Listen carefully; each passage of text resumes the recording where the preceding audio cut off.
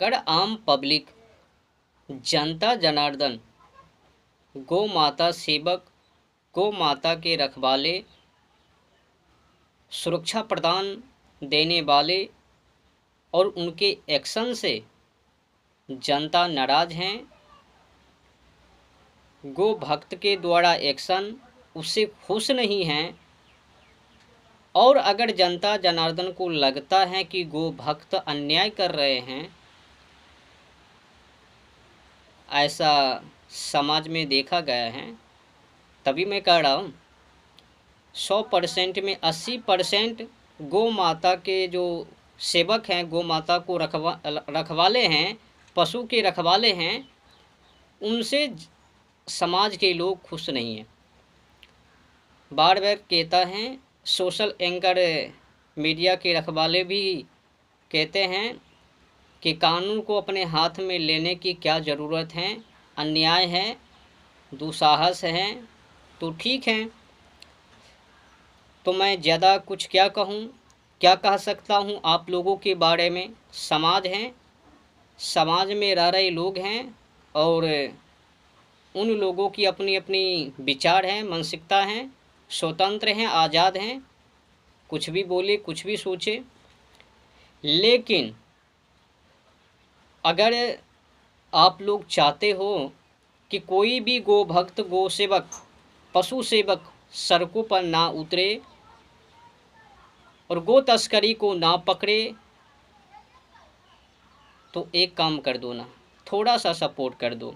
आप लोग Indian penal code को खरीदिए, या तो फिर गूगल कीजिए, या फिर आईपीसी भारतीय न्याय संहिता को खरीदिए, या तो गूगल पर सर्चिंग कीजिए। जो नियम है, कानून है, प्रावधान है, लिखा है, बस सरकार, पुलिस प्रशासन हो, न्यायमूर्ति हो या सरकार हो, पहले खुद पालन करे, फिर उसके बाद सब कोई पालन करवे। और हाँ, आप लोग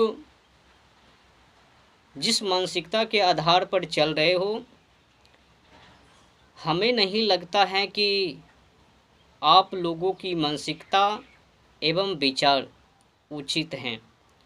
आप बिल्कुल अनुचित के मार्ग पे हो, जो बिल्कुल मानवता के विरुद्ध हैं। अब पूछोगे क्यों? ऐसे तो मैंने कई बार सरकार से मांग भी किया कि प्रेम, जतन, स्नेह, लगाव से जब गो भक्त मांग कर रहे हैं कि हमारी गौ माता को राष्ट्र गौ माता घोषित कर दो, कसाई खाने को बंद करवा दो, जब आप खुद ही नहीं मान रहे हो, उन लोगों को सड़कों पर उतरने पर विवश कर रहे हो, तो गलती गो भक्त में नहीं है, बल्कि गलती पुलिस प्रशासन, न्यायमूर्ति और सरकार में है। लेकिन आम पब्लिक, जनता जनार्दन समझ रहे हैं कि सब की सब गलती गो भक्त में है, जो बिल्कुल अनुचित हैं, उचित नहीं है। अब मैं आप लोगों को दिखा दूं, ये हैं इंडियन पिनल कोड 1860। ये जो गोरा अंग्रेज़ों ने कानून के अंदर प्रावधान किया है, पहले वो समझिए। उसी का चीटिंग करके आईपीसी के जगह पर बीएनएस, हमारे काला छोड़ो, तो आईपीसी के जगह पर बीएनएस कर दिया, भारतीय दंड संहिता के जगह पर भारतीय न्याय संहिता कर दिया, थोड़ा मोड़ा बदलाव कर दिया और कुछ नहीं। तो इसमें दो मांग मैं सरकार से करूँगा, और हो सके तो आप लोग अगर सपोर्ट कर दीजिएगा तो शायद कोई भी गो भक्त सड़कों पर ना उतरवे। अगर ये दो मांग सरकार पूरे कर देवे तो चलते हैं। तो आईपीसी की धारा 428, 429, इसमें जो प्रावधान हैं उचित हैं। सभी जीव जंतु को रक्षा करना, वो भी मानवता के नाते मानव का पहला सर्वप्रथम कर्तव्य है और फर्ज भी है। लेकिन हमने नियम कानून व्यवस्था को बना दिया है और खुद ही पालन नहीं कर रहे हैं, लेकिन जो लाचार हैं, बेसहारे हैं, वही पालन करे। लेकिन जो निम्न वर्ग का है, मध्य वर्ग का है, उच्च वर्ग का है, जो रईस हैं, अर्थव्यवस्था में विकसित हैं, विकास हैं, विकासशील हैं, वो ना करबे तो अन्याय है। और ऐसा दुर्भाग्य से ऐसा ही इस देश में देखा जा रहा है करते हुए।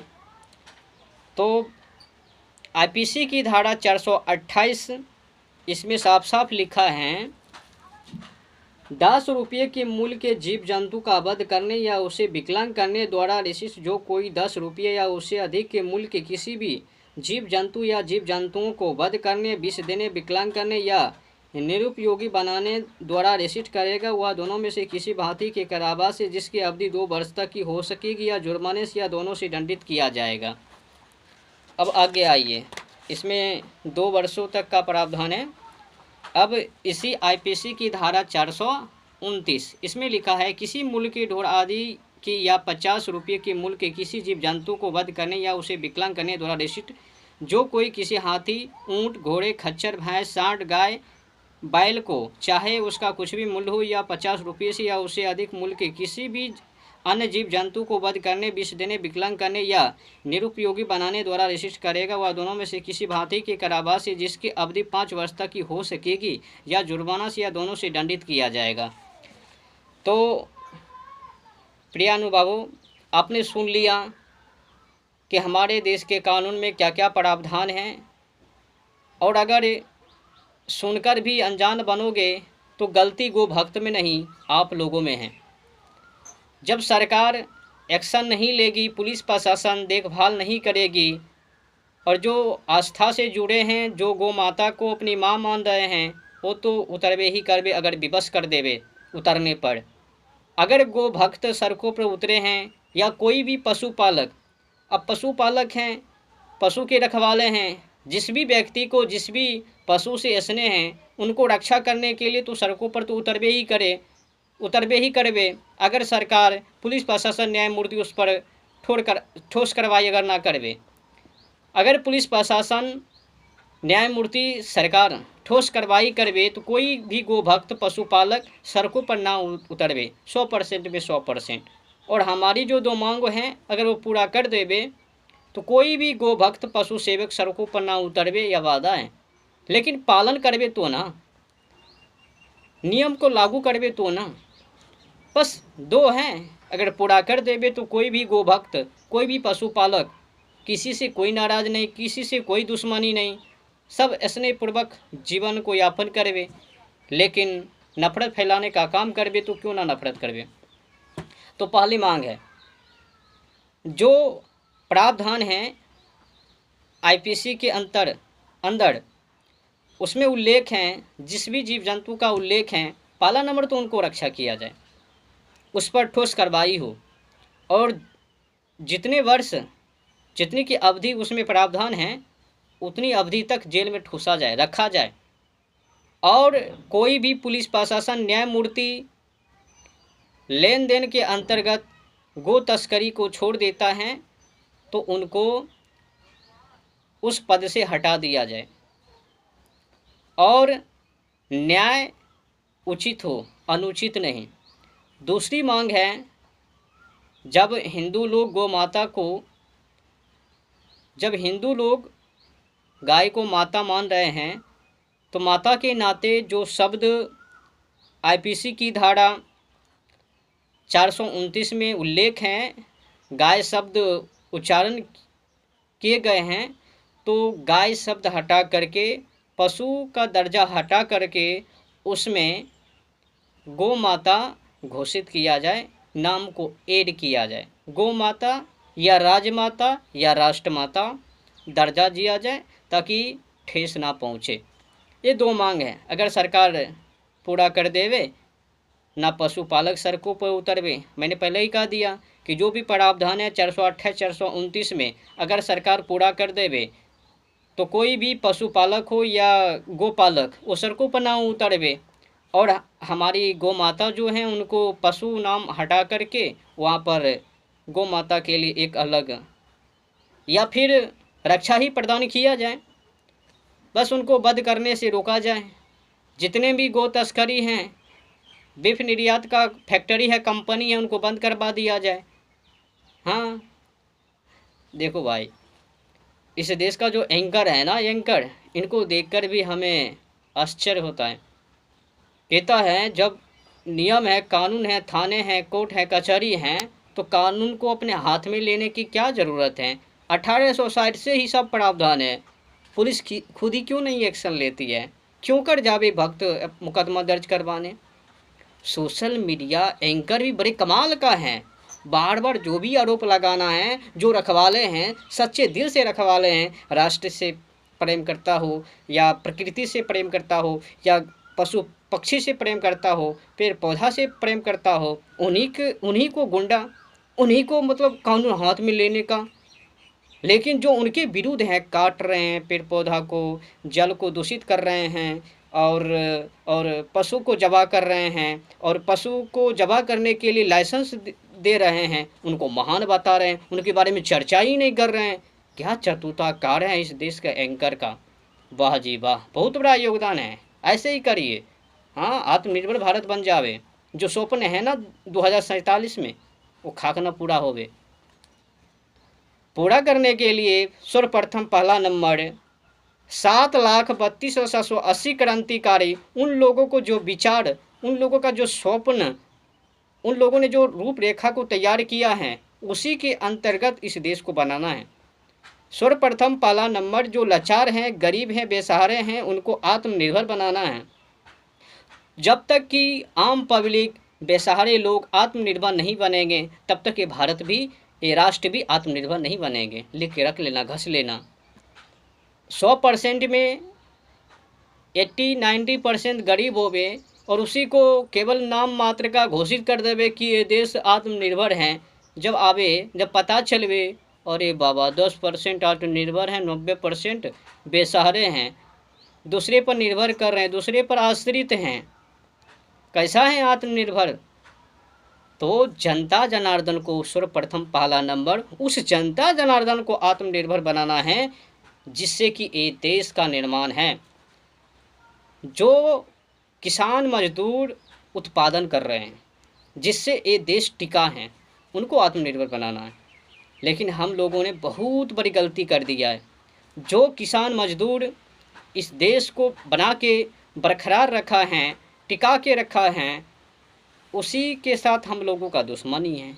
उन्हीं लोगों को हम लोग नहीं देख रहे हैं, उन्हीं लोगों को बेसहारे समझ रहे हैं, उन्हीं लोगों को दबा के रख रहे हैं, शोषण कर रहे हैं। बहुत बड़ी गलती है। अगर इसी विचार से चलबे ना, तो जिंदगी में कभी भी भारत को आत्मनिर्भर ना बनावे। तो ये दो मांग है। और भारत के सच्चे वीर सपूत ने भी कहा है कि भारत आत्मनिर्भर तभी बनवे जब पूंजीपति का जो पैसा है, धन दौलत है, वो गरीबों में बांटा जाए, गरीब उन तक पहुँचे। जब गरीब लोग, किसान मजदूर उत्पादन करके शहरी इलाकों में बिजनेस करवे, व्यापार करवे, धंधे को आगे बढ़ावे, विकसित करवे, तब समझना कि आत्मनिर्भर की ओर हैं।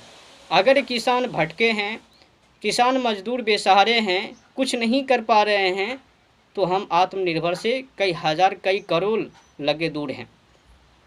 तो भारत को आत्मनिर्भर बनाने के लिए सर्वप्रथम पहला नंबर शिक्षा को एक समान करना है।